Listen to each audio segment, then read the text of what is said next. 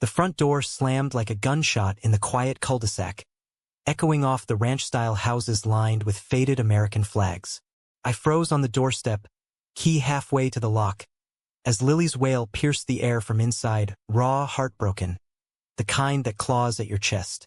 Sarah's heels clicked away down the driveway without a backward glance, her SUV roaring to life, leaving me to pick up the pieces of a 7-year-old's shattered evening for the third time that week. I'm Alex Harper, 28, queer as a $3 bill in the sleepy corner of suburban Ohio, where the closest gay bar is a 2-hour drive to Columbus and the neighbors still whisper about the that-way kid from high school who moved to San Francisco and never came back. Babysitting wasn't the plan after I flunked out of my graphic design program at Ohio State. Too many late nights chasing sketches and the wrong kind of distractions. But bills don't care about dreams, and Sarah Klein's ad on Craigslist was a godsend. $15 an hour, evenings only, no drama. Except there was always drama. Sarah was ice-cold efficiency wrapped in pencil skirts and blunt bobs. A corporate lawyer who treated her daughter like an inconvenient clause in a contract. Lily, though, God, that kid. She was all firecracker curls and gap-toothed grins. The kind of light that makes you forget the frostbite from her mom. That first night, as I pushed open the door, the house smelled like takeout lo mein gone stale and the faint tang of Sarah's Chanel No. 5. Lily was curled on the living room rug, clutching a stuffed elephant named Mr. Peanut, her sobs muffled into its gray fabric. "Mommy said I'm too clingy," she hiccuped when I knelt beside her, her big hazel eyes, mirror images of Sarah's, but softer, locking onto mine like I was the only anchor in her storm. I didn't know what to say. I'm no dad. No mom. Just a guy with a beat-up Honda Civic and a sketch pad full of half-finished portraits of men I'll never meet. But I pulled her into a hug anyway, her tiny body fitting against my chest like she belonged there, and whispered, "Hey kiddo. Clingy's just code for I love you too much to let go. Want some ice cream? The kind with the sprinkles that stick to your nose." She giggled through her tears, and just like that, the dam broke. Not in floods, but in trickles. We raided the freezer, built a fort out of couch cushions, and by bedtime, she was chattering about her kindergarten art project, a finger-painted rainbow that Sarah had critiqued as sloppy. I taped it to the fridge with a flourish, right over the dry erase calendar of court dates and client meetings. As I tucked her in, her hand fisted in my t-shirt. "Will you be here tomorrow, Alex? Promise." I promised, because what else could I do? Little did I know, promises in this house were as fragile as the autumn leaves crunching under Sarah's tires. The next few weeks blurred into a rhythm. Sarah's curt handoffs at 6 p.m., her Audi idling like a predator in the driveway. Me sliding into the role of evening warden, armed with PB&J and Pixar marathons. Our neighborhood in Westerville was the epitome of Midwest normalcy. White picket fences, block parties with Jell-O salads, and that one house on Elm with the inflatable Santa that stayed up year-round.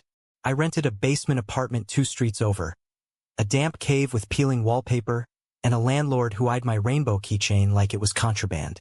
My days were spent at the local coffee shop, slinging lattes and doodling logos for Etsy side hustles that never took off. Nights were Lily's domain, where she dragged me into tea parties with her dolls or begged for stories about the prince who kissed the other prince, and they lived happily ever after in a castle made of clouds. It was during one of those story sessions that Mark Riley wandered into our orbit. He lived next door, a broad-shouldered vet with a buzz cut going silver at the temples and eyes like weathered oak. Deep, steady, the kind that see through bullshit.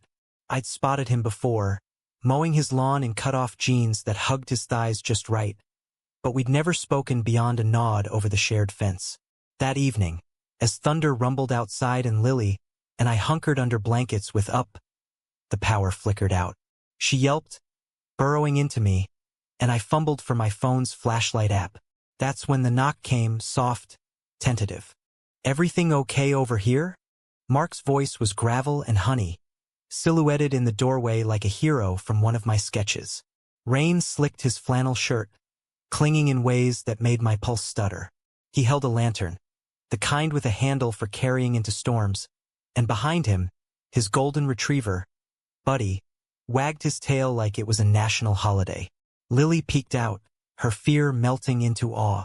Uncle Mark, you have a dog. Can he come in? He chuckled, low and warm, stepping inside without waiting for my okay. Which, let's be honest, I wouldn't have given anyway because my brain short-circuited at the sight of his forearms, corded from years of hauling lumber at the hardware store. Only if Alex says it's fine. Mark, by the way, Sarah's neighbor. Heard the kiddos got a soft spot for pups. His gaze flicked to me, lingering just a beat too long, and I swear the room temperature spiked. We got through the blackout with Buddy as the star, Lily giggling as he licked peanut butter off her fingers, and Mark sharing tales from his army days in Iraq. Toned down for tiny ears, of course. When the lights hummed back on, he lingered, helping fold blankets, his shoulder brushing mine in the small space. "Thanks, man," I said, awkward as hell, shoving hands in my pockets to hide the flush creeping up my neck. "Didn't peg you for the knight in shining lantern type." He grinned, all crinkles and confidence. "What can I say? Power outages bring out the hero in me. You sticking around for a bit? Coffee sometime? I make a mean French press." I nodded, heart hammering like a bass drum. It had been months since I'd felt that spark. The easy flirtation, the what-ifs. Back in college, I dated a string of baristas and barflies, all fleeting because nothing stuck in a town that still debated pride flags at City Hall. Mark felt different. Solid, unapologetic. As he left, Lily tugged my sleeve. "Alex, is Mark your boyfriend? Like in the story?" I laughed it off, but her words planted a seed, one that bloomed quiet and fierce over the next days. Sarah noticed the shift, of course. She always did, her lawyer's eye missing nothing. One hand over, as Lily hugged me goodbye a little too tight, Sarah's lips thinned. "She's getting attached," she said flatly, fishing keys from her purse. "Don't encourage it. This is temporary. Trials wrapping up next month. Then nannies, real ones." I bit back the retort. Real ones? Like the string of au pairs she'd burned through, each fleeing her Arctic demeanor? "She's a good kid, Sarah. Just needs someone to stick." Her eyes narrowed, jade chips in a porcelain face. "And you're what?" "Her fairy godmother." The word hung, laced with something sharper than ice. Disdain, maybe, or envy. I chalked it up to stress.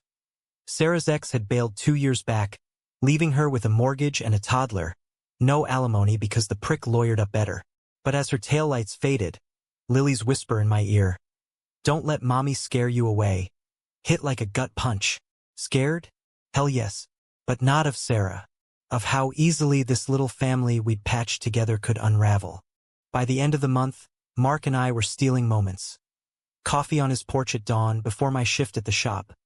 Walks with Buddy through the leaf-strewn paths of Alum Creek State Park, where he'd lace his fingers through mine when no one was looking.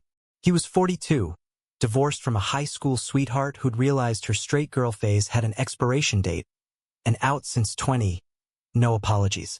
"Ohio's thawing, Alex," he'd say, voice rumbling against my temple as we leaned on a picnic table, watching geese skim the water. "Pride's bigger every year. You should come with me this June, Columbus. We'll raise hell." I'd melt into him, the world narrowing to the cedar of his aftershave and the calluses on his palms from sanding decks. Our first kiss happened under a harvest moon, full and fat over his backyard fire pit. Lily asleep inside with a baby monitor crackling softly. Flames danced in his eyes as he cupped my jaw, thumb tracing my stubble. "Your trouble, Harper," he murmured, before closing the distance. Slow, deliberate, like he'd been mapping this moment since the blackout. It tasted like esmores and second chances, and for the first time in years, I let myself believe in both. But fairy tales have thorns. Sarah's trial dragged, her hours stretching into graveyard shifts, and Lily's clinginess morphed into something deeper, more desperate. She'd draw pictures of us. Me with a crown of stars, her with wings, Sarah a distant figure in the clouds. "You're my second mommy, Alex," she said one night, crayons smudging her cheek as we baked cookies shaped like hearts. "Because you love me best." My throat closed. I was no mom, no parent, just a placeholder, a gay babysitter with a soft spot and a boyfriend next door. But the weight of her words settled heavy, a mantle I couldn't shrug off. Mark saw it too during our first real date. A diner on the edge of town, vinyl booths sticky with nostalgia, where we split a slice of cherry pie and talked futures. "That kid's got you wrapped, doesn't she?" he said, fork pausing midair. "Sarah's lucky. Cold as she is, she picked a good one for Lily." I shrugged, but guilt twisted like a knife. Lucky? Sarah treated me like hired help, her fairy godmother jab echoing. Yet Lily's love was a drug, pure and addictive, making me question everything. My aimless art, my closeted hesitations, the way I'd ghosted my own family after coming out at 19. Dad called it a phase. Mom sent Bible verses. Mark, though, he got it, his own folks disowning him post-divorce. "Family's what you build, not what's blood," he'd say. And damn if that didn't make me want to build something real. The cracks showed on a crisp October Friday. Sarah burst in early, rain-soaked and wild-eyed, court lost to a mistrial. Lily was mid-story, perched on my lap with a book of Greek myths, when the door flew open. "Out!" Sarah barked, not at me, at Lily. "Bed. Now." The girl froze, book tumbling, and scampered off, tears brimming. I stood, heat rising. "What the hell, Sarah? She's just... Save it." She yanked off her coat, water pooling on the hardwood. "I saw you. With him. Riley. Kissing in the yard like some teen rom-com." Her voice cracked, not with anger, with something rawer, a wound festering. I blinked, caught off guard. The fence was high, but she'd been watching? "This is my home, Alex. My daughter. You think you can waltz in, play house with the neighbor, and what, replace me? It's not." I started, but she cut me off. Stepping close enough, I smelled bourbon on her breath. "You're good with her. Too good. She calls you mommy now. Did you know? In her sleep. And I." She trailed off, eyes glistening, the ice queen fracturing. "I hired you because you're safe. Kind. Not like the others. But this? Parading your lifestyle in front of her? What if she turns out like you?" The slur landed like a slap, but worse was the plea beneath it. Fear, not hate. Sarah wasn't homophobic. She was terrified. A single mom who'd clawed her way from trailer park to corner office. Convinced love was a luxury she couldn't afford. Her ex hadn't just left. He'd poisoned her against vulnerability, whispering she'd never be enough. And now here I was, filling voids she couldn't touch. "Replace you," I echoed, voice steady despite the storm inside. "Lily needs you, Sarah. Not a second anything. But she needs love, not ultimatums." I grabbed my jacket, heart pounding. "Call me when you're ready to talk. Or don't. But I'm not quitting on her." Outside, rain lashed the streetlights, blurring Mark's porch light into a halo. He was waiting, arms open. But as I collapsed into them, Lily's drawing burned in my pocket. A family of 3, stick figures with hearts for heads. What had I started? And how the hell would I finish it without breaking us all? The fallout hit like a Midwest blizzard. Swift, unrelenting, burying everything under layers of silence and unspoken accusations. Sarah didn't call, didn't text. The next evening, a note taped to the door in her precise script. "Nanny starts Monday. Keep the key." I stared at it in the sodium glow of the street lamp, keychain rainbow mocking me, and drove home to my basement, where the walls closed in like a confessional. Mark found me there at midnight, pounding on the door until I let him in, Buddy whining at his heels. "Talk to me," he said, pulling me onto the sagging couch, his hands steady on my shoulders. The room smelled of microwave ramen and regret. My sketchpad opened to a half-drawn portrait of Lily, her curls wild, eyes full of secrets. I spilled it all. The jab, the tears, the way Sarah's lifestyle cut deeper than any slur because it echoed my dad's old sermons. Mark listened, thumb circling my knuckles, then pulled me close. "She's scared, Alex, of losing control. But you're the real deal. For Lily. For me." His kiss was anchor in the gale, fierce and forgiving, hands mapping my back like he was memorizing fault lines. We didn't sleep much that night. Talked instead about his deployments where buddies came out under desert stars, only to bury it stateside. About my college hookups that left me hollow, chasing validation in dive bars. By dawn, tangled in thrift store sheets, I felt seen. Not as the babysitter or the queer kid, but as Alex, flawed and fighting. "We'll fix this," he murmured into my hair. Together. Monday came gray and drizzling, the kind of Ohio autumn that seeps into your bones. I couldn't stay away. Drove by the house at dusk, peering through rain-streaked windows like a stalker in a bad noir. The new nanny was there. A sturdy woman in sensible flats, reading Lily a picture book with all the enthusiasm of a tax audit. The girl sat rigid, knees drawn up, staring at the page like it held state secrets. My chest ached. Who'd have thought a 28-year-old gay man could grieve like this, over bedtime stories and glitter glue? I parked down the block, texting Sarah. "Can we talk?" For Lily. No response. Mark joined me later, thermos of coffee steaming between us, Buddy's head in my lap. "Give it time," he said, but his jaw was tight, the vet in him spotting incoming fire. We ended up at his place, fire crackling, where he taught me to whittle. A basswood bird, clumsy in my artist hands. "Patience," he coached, guiding my knife. "One cut at a time." It was metaphor made flesh. Our relationship, Lily's world, the slow carve towards something whole.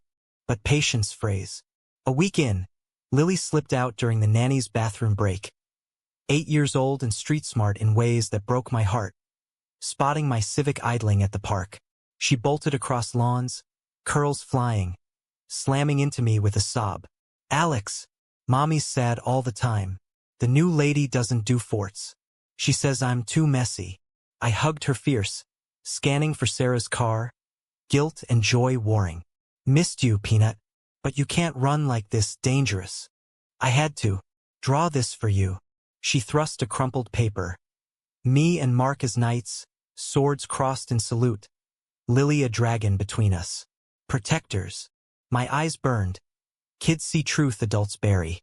I walked her home, hand in hers, the nanny fluttering apologies while Sarah watched from the kitchen window, arms crossed, face a mask. Inside, the air was thick as fog. "What the hell?" Sarah hissed once Lily was upstairs. Encouraging truancy now? She needed a friend. I matched her stare, Mark's bird tucked in my pocket like talisman. "You hired me because I'm good with her. Don't punish her for that." Her laugh was bitter, hollow. "Good? You're a distraction. A fantasy. She idolizes you, calls you her second mom in therapy. Did you know?" The counselors appalled. Therapy, news to me, but it fit. Sarah's fortress of control, built on sessions and spreadsheets. "And you with Riley. It's like watching my worst fears play out. What if she learns from you? Wants that?" There it was again, the fear masked as judgment. I stepped closer, voice low. "That? You mean love? Real, messy love that doesn't run?" "Lily's not broken, Sarah. She's brave. Like her mom, if you'd let her be." Silence stretched, her walls cracking just a hair. Enough for me to see the woman beneath, exhausted, alone, clutching control like a lifeline. "Get out," she whispered, but it lacked bite. I left the drawing on the counter, knights and dragons staring up. The betrayal came swift, a knife in the ribs on All Hallows' Eve. Mark and I were carving pumpkins on his porch, gooey innards piled high, Buddy sporting a ghost bandana, when Sarah appeared, Lily in tow, costumed as a witch with a broom twice her size. "Trick or treat?" the girl chirped, but her eyes sought mine, pleading. Sarah's smile was plastic, forced. Thought we'd join the fun. Neutral ground. It was olive branch or Trojan horse. I couldn't tell. We handed out candy to gaggles of superheroes and princesses, laughter bubbling tentative. Lily dragged me to Bob for apples in Mark's kiddie pool, her giggles infectious, and for an hour it felt like truce. For misfits under orange lights, the neighborhood alive with possibility. Then Sarah pulled Mark aside, voices low by the fence. I caught fragments. "Trust you. Protect her." My stomach nodded. What was this? Later, as jack-o'-lanterns grinned feral, Sarah cornered me in the kitchen, wine glass trembling. "I get it now," she said, eyes glassy. "You're not replacing me. You're family. But I need you to promise. Keep it away from her. The dates, the kisses. For her sake." The room tilted. "Promise? After everything? You think hiding us makes it better?" Lily sees love, Sarah. "Not shame. It's not shame. It's survival." Her voice broke. "My brother, he was like you. Came out at 16, moved to the city. Dead at 20 from some bar fight gone wrong. I can't." She crumpled, and I caught her. The ice fully melted into flood. "Brother, news to me, a ghost haunting her frost. No wonder the walls, the jabs." "I'm sorry," I murmured, holding her as she shook. "But hiding kills slower than fists." Mark appeared then, hand on my back, silent support. We got Lily home, her sugar crash whines fading to snores, and Sarah's goodbye was a nod, fragile, but real. That night, betrayal's aftertaste lingered. Mark and I lay awake, his fingers tracing my hip. "She'll come around," he said, but doubt gnawed. Was I fighting for Lily, or forcing a square peg into Sarah's round grief? The bird in my pocket felt heavier, wings clipped before flight. November brought bare trees and bare truths. Sarah rehired me. Tentative, Tuesdays and Thursdays. Under strictures. No Mark on premises. No personal matters discussed. It chafed, but Lily's joy was balm. She'd tackle-hug me at the door, dragging me to leaf piles in the yard. "Missed my second mommy," she'd whisper, and Sarah, overhearing, wouldn't flinch, just pour coffee, black as her mood. Mark and I adapted. Dates in Columbus Dives, where drag queens belted show tunes and no one blinked at our clasped hands. He opened up more, PTSD flares from sandstorms, the divorce that gutted him, how Buddy was his first real rebound. "You make me want steady," he confessed over greasy fries, and I believed him, our love a quiet revolution against Ohio's chill. But conflict brewed, volcanic. Sarah's thaw reversed mid-month. She started canceling shifts, claiming depositions, but I'd catch her silhouette in the window, watching Lily and me like a hawk. One evening, post-bedtime, she unloaded.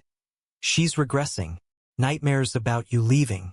The therapist says it's attachment disorder, your fault, playing parent without the strings." Strings. That's what it boiled down to, her fear of loss, my fear of entanglement.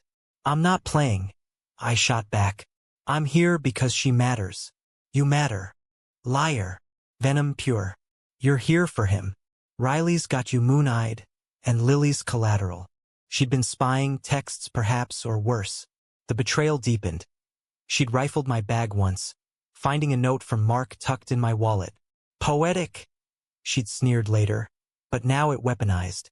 I quit that night, door clicking soft behind me. Mark waited in his truck, headlights cutting fog. "What now?"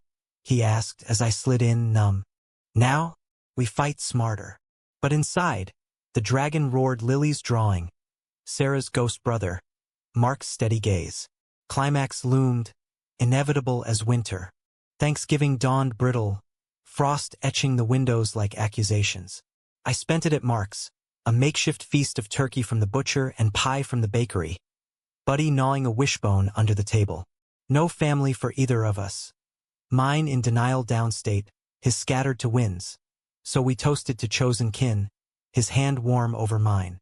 "To us," he said, eyes crinkling, and for a moment, the world shrank to that table, gravy stains and all. But Lily haunted the edges, her absence a hole no stuffing could fill. Post-holiday, Sarah went radio silent, shifts filled by the nanny's iron grip. I drove by anyway, a masochist's pilgrimage, catching glimpses. Lily's face pressed to glass, searching. Once, she waved frantically. I parked, hard in throat, but Sarah yanked the curtains, a shadow retreating. Mark urged restraint. Let her bend. But bending felt like breaking. My art suffered. Sketches turned jagged.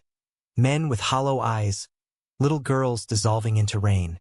The spark reignited mid-December. Snow blanketing Westerville in hush. A call at 2 a.m. Sarah, slurred and sobbing. Lily's gone. Took off in the storm. Said she was finding you. Panic clawed. I bolted.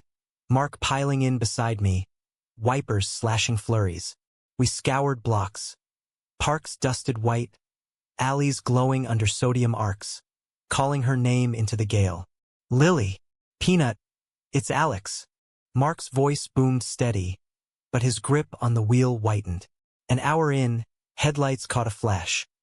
Pink coat snagged on a bush by the creek trail, her tiny footprints veering toward the ice-rimed water. We found her huddled under the bridge, shivering violent, Mr. Peanut sodden in her arms. I dreamed you left forever, she whimpered as I scooped her up, her cold cheek to my neck. Like Daddy. Sarah arrived in bathrobe and Uggs, face ashen, pulling Lily into a hug that swallowed them both. I'm sorry, she choked, to her daughter, to me the night. God, I'm so sorry. We bundled back, Mark stoking the fire while I thawed Lily in a tub, Sarah pacing like a caged wolf. Gratitude hung thick, unspoken. In the aftermath, thaw accelerated. Sarah invited us, me and Mark, for cocoa, the first crack in her edifice. Lily chattered nonstop, oblivious to undercurrents, while Sarah watched us sidelong. Mark's easy laugh, my hand on his knee under the quilt. You too. You're good, she admitted later, Lily asleep upstairs. Real. I was wrong about everything. Her brother's story spilled then. Full. Tommy, vibrant and unashamed, beaten in a back alley brawl after a Pride after-party. Blamed myself for not fighting harder, for letting him go.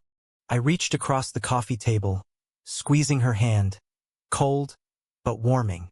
You couldn't save him, Sarah, but you can honor him by letting Lily love big. Tears tracked her cheeks. Mark nodded from the armchair, silent sage. That night, as snow fell fat flakes outside, we talked till dawn. Griefs unearthed, fears laid bare. Betrayal's scar tissue stretched, but didn't tear. Romance deepened in the quiet spaces. Mark and I shoveled Sarah's drive one morning, breaths clouding, then tumbled into his garage for a stolen hour. Kisses tasting of hot chocolate and pine, his hands reverent on my skin. Love you, he rasped, forehead to mine, and I echoed it, the words solid as oak. No rush, no frenzy, just us, building slow. Lily's attachment evolved to not second mom but Alex, the one who reads myths and whittles birds. She dragged Mark into tea parties, crowning him king protector. And Sarah. Sarah softened, joining forts with a tentative smile, her lawyer's precision yielding to chaos. Therapy shifted gears. Family sessions now, where she unpacked Tommy's ghost, and Lily drew us all. A circle of stick figures, hands linked under a rainbow arch. But climax crested New Year's Eve, fireworks ready. Sarah's firm threw a gala in Columbus. Black tie, champagne flutes, and she begged me to watch Lily overnight. Please, for old times. Mark and I planned a quiet night. Popcorn, countdown on TV. But Lily had other ideas, waking at midnight with fever-bright eyes. Party, she declared, hacking cough punctuating. Panic, thermometer read 102, her small body scorching. We rushed our ward, Mark driving steady through confetti-strewn streets, me cradling her in back. Stay with me, Peanut, I whispered, her hand limp in mine. Doctors swarmed, flu, they said, but dehydration loomed. For lines, monitors beeping. Sarah en route in a cab, face ravaged when she burst in. My baby! She collapsed beside the bed, gripping Lily's teddy. Hours blurred. Sarah pacing, Mark fetching vending machine coffee, me humming lullabies till Lily's fever broke at dawn. In the waiting room, as pink light crept, Sarah turned to us. Me and Mark, bleary-eyed sentinels. I almost lost her, because of me. Pushing you away. Sobs racked her, and she clung, a triad forged in crisis. Your family, both of you, no strings. Betrayal's embers cooled to ash. We left at noon, Lily bundled in Mark's jacket, giggling weakly at Buddy's welcoming frenzy. Home was sanctuary. Soup simmering, blankets piled, Sarah curling beside her daughter with a storybook. Myths of heroes who choose their quests. Spring unfurled gentle, dogwoods blushing pink along Alum Creek. Mark and I moved in together, his bungalow with space for a studio where I sketched commissions that finally sold. Portraits of queer families, bold lines and brighter colors. Sarah dated tentatively, a barista with kind eyes, and Lily thrived, her drawings now epics of knights and dragons soaring free. The humanistic close came on Lily's 8th birthday, a backyard bash under string lights. Balloons bobbed, cake smeared faces, and as dusk fell, she pulled us into a huddle. Sarah, Mark, me. My people, she beamed, gap-toothed and glorious. No second moms, no placeholders, just us woven tight. Later, under stars pricking black velvet, Mark and I swayed to a phantom radio tune, his chin on my shoulder. We made it, he murmured. I nodded, heart full, romance not just spark, but hearth. Drama resolved in grace. Ohio's still thawing, but in our corner, warmth holds. And that's the real American dream. Not perfection, but persistence. Love clawing through frost, one promise at a time. In the end, Lily didn't need a second mother. She needed mirrors, reflections of courage in us all. And we found home, not in blood or labels, but in the quiet choice to stay. The summer after Lily's birthday painted Westerville in hues of lazy gold. Fireflies winking like conspirators in the gathering dusk. Life settled into grooves worn smooth by trial and tenderness. My Etsy shop bloomed with custom illustrations. Queer icons reimagined as Midwestern everymen, sales trickling from as far as Seattle, and Mark's hardware shifts ended with shared suppers, his laughter filling the bungalow like sunlight through slats. Sarah's barista, Jenna, proved a steady presence. Soft-spoken with a tattoo of cherry blossoms snaking her wrist, she joined us for barbecues, her easy banter thawing Sarah's last reservations. Lily, ever the conductor, orchestrated it all with the precision of a tiny tyrant. Her curls now shoulder-length and wild as her imagination. Yet under the idol, echoes lingered, betrayal's faint tremor, a reminder that joy is hard-won. One July evening, as cicadas hummed a prelude to storm, Sarah invited us to the creek for a picnic. Checkered blanket, deviled eggs from her mom's recipe, and a cooler of root beer floats. Lily splashed barefoot, chasing minnows with a net Mark had rigged from coat hangers, while Jenna sketched wildflowers in a moleskine, her pencil whispering secrets. Sarah and I sat on the bank, toes dangling in the current, the water cool against the heat. I owe you more than thanks, she said, voice pitched low over the gurgle. That night in the ER, I saw it clear, how I'd built walls Tommy would hate. Tall enough to keep out love, not just pain. She plucked a pebble, skipping it flat across the surface. Therapy's helping.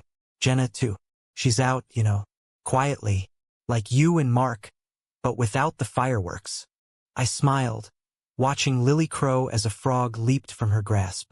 Fireworks are overrated. Steady's better. We clinked bottles, a pact sealed in foam and forgiveness. No grand gestures, just women and men, queer and straight, mending what fracture had wrought. Mark joined us then, scooping Lily onto his shoulders for a victory lap, her laughter pealing like bells. Captain Riley reporting for duty, he boomed, saluting with mock gravity. She gigged, fists pumping, and in that tableau, Jenna snapping a Polaroid, Sarah's grin unguarded. I felt the full weight of our makeshift tribe. Humanistic, yes. Not saints or sinners, but souls stumbling toward light. Each betrayal a lesson in resilience. Fall brought changes, subtle as turning leaves. I enrolled in online courses, graphic design redux, this time with focus unclouded by doubt, and Mark surprised me with a ring one crisp October hike. Not diamond but hammered silver, etched with intertwined oaks. No knees, no speeches, he said, sliding it on under canopy rustle. Just forever if you want. I did, pulling him down for a kiss that tasted of cider and commitment, the forest our witness. Sarah walked Lily to school now, hand in hand, no longer rushing to conquests. The girl flourished. Art club star, her murals adorning the gym. Rainbows bridging divides, dragons guarding hearths. One parent-teacher night, a dad grumbled about agendas. But Sarah shut him down cool as steel. It's love, Mr. Hargrove, the kind that saves. Pride swelled. She'd claimed her brother's legacy, not as ghost, but guide. Winter circled back, but softer. No blizzards, just flurries dusting the pride flag we hung joint on our fences. Sarah's nod of alliance. New Year's, we gathered at her place. Twinkling lights, a potluck of mishmash traditions. Jenna's sushi rolls beside Mark's chili. As midnight tolled, confetti popped. Lily yanked us into a chain, arms linked across divides. To family! She toasted with sparkling cider. And we echoed, voices harmonizing in the new year. Yet romance's thread wove deepest in stolen silences. After parties, Mark and I drive the back roads. Windows cracked to night air crisp with promise. His hand on my thigh a constant. Remember the blackout? He'd muse, headlights carving dark. Thought you were just the cute babysitter next door. I'd laugh, leaning into him.